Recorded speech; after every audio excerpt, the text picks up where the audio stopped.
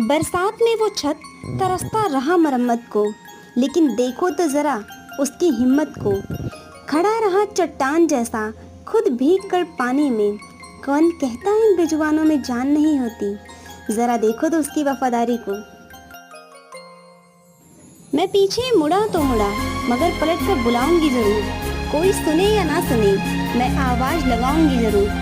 जिन्हें आना होगा वो आ जाएंगे मेरे बचाव में।